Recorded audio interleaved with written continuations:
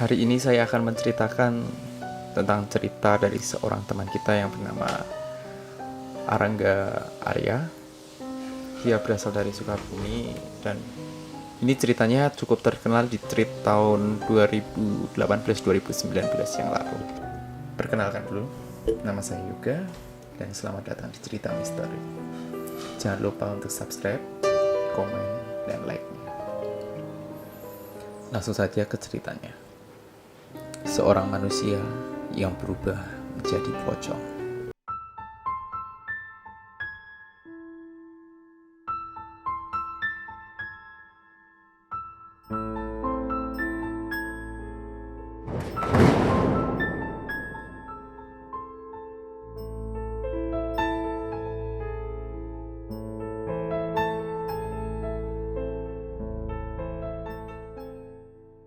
Kejadian ini sekitar 10 tahun yang lalu. Saat itu Arya masih sekitar umur 17 tahun. Arya terlahir dari sebuah keluarga yang memang kurang berada. Jadi ketika ia duduk di kelas 2 SMA di daerah Sukabumi, ia menjadi sasaran bully dari teman-temannya. Ia harus berjuang menafkahi ibu dan adik-adiknya.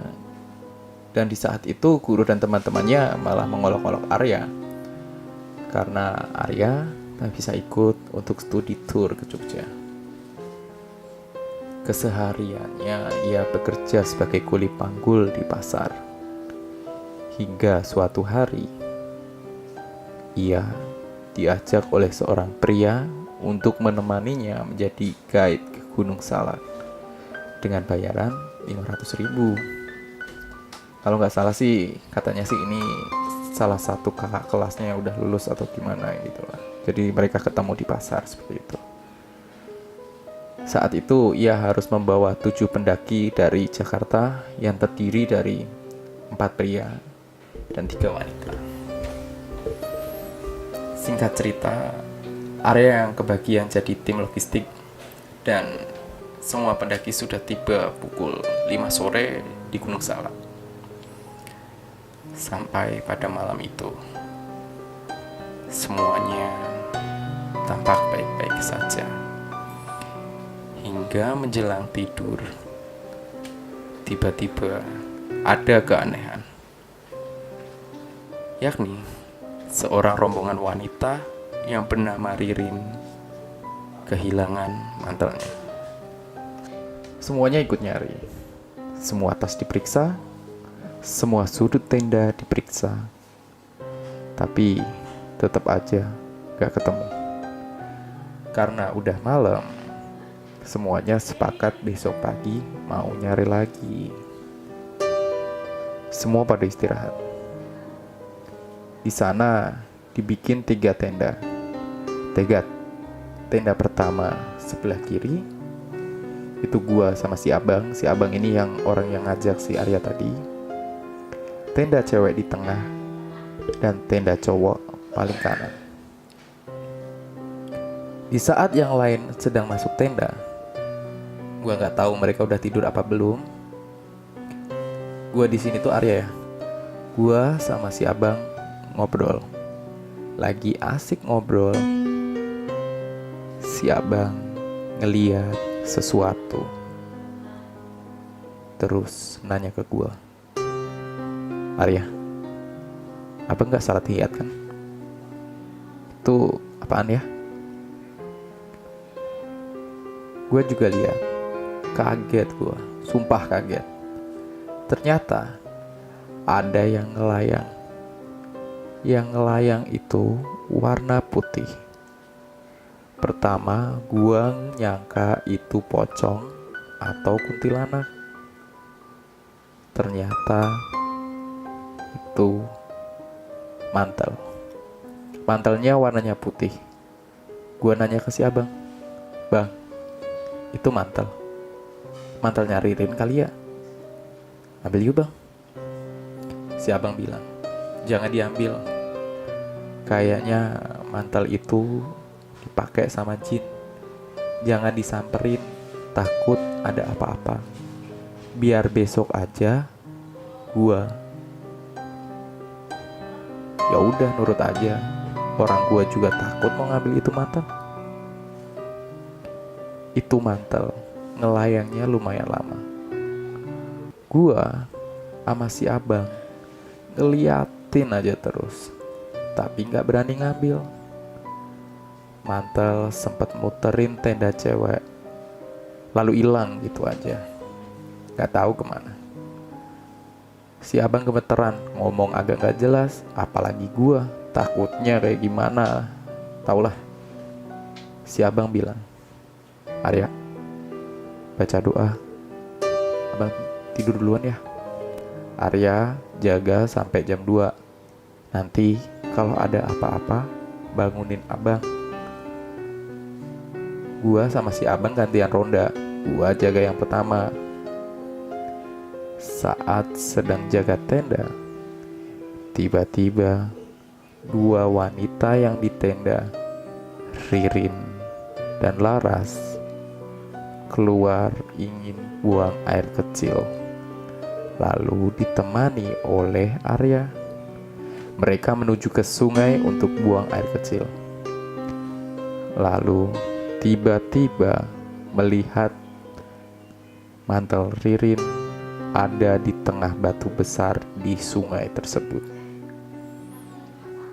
Arya kemudian mengambil mantel itu dan tidak mengatakan yang ia lihat di dalam tenda soal mantel terbang.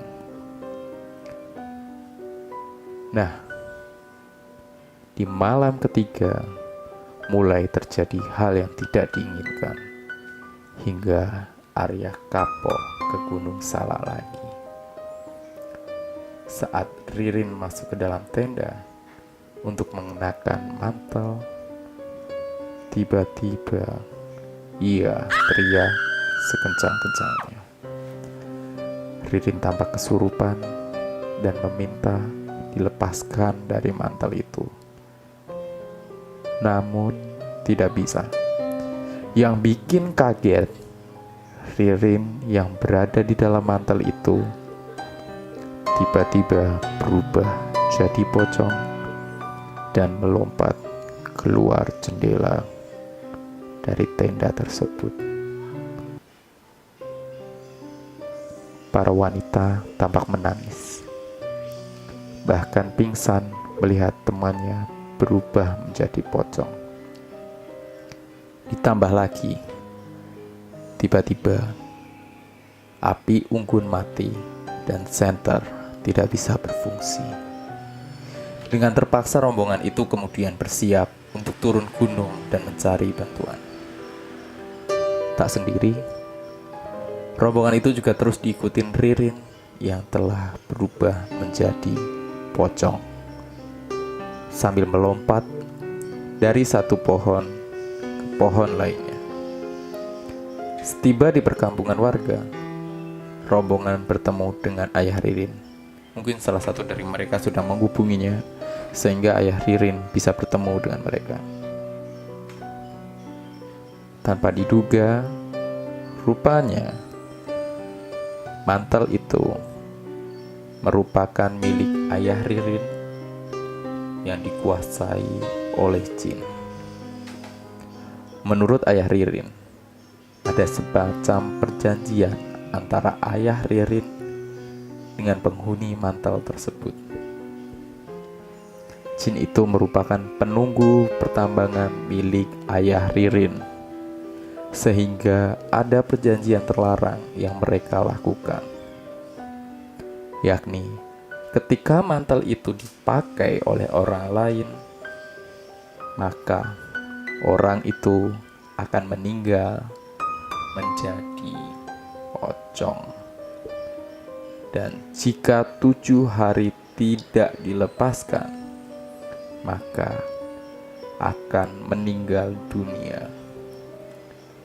Jadi maksudnya mungkin selama dipakai menjadi dengan orang lain, mungkin dia akan berubah menjadi pocong. Tapi jika 7 hari tidak ditemukan, maka dia akan meninggal dunia beneran. Seperti itulah. Ayah Ririn datang dengan membawa orang pintar untuk mencari Ririn.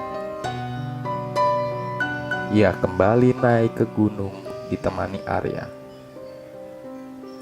Rupanya, kakek tersebut adalah penghuni gunung. Ia lalu mengatakan kalau pocong Ririn sudah dilempar keluar gunung. Kemudian menurut warga sekitar, pocong Ririn sempat gentayangan di sekitar rumah warga. Hingga di malam ke-7 hari ke-6, mereka berhasil menemukan pocong Ririn sedang bertengger di atap rumah warga dan membuat penduduk panik.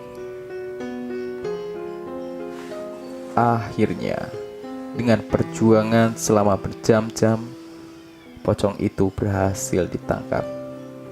Dan kain kafan yang membelit Ririn berubah jadi mantel lagi. Saat dilepas dari mantel itu,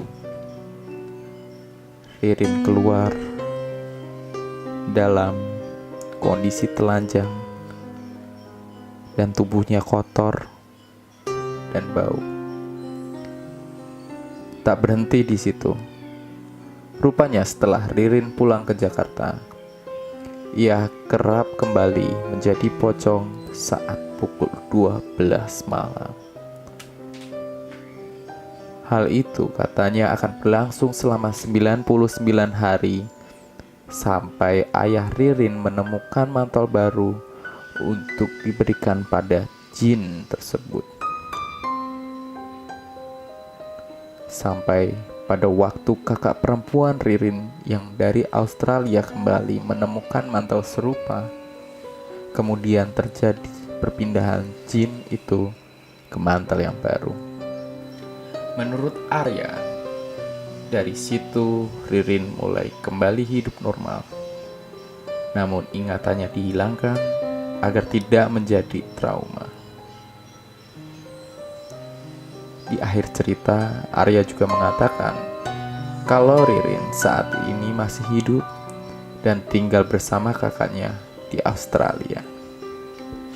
Yo, berikut tadi cerita tentang Ririn, sosok yang seorang manusia yang berubah menjadi pocong. Terima kasih atas partisipasi teman-teman yang sudah mendengarkan. Sekali lagi, jangan lupa untuk like, komen, dan subscribe-nya. Terima kasih.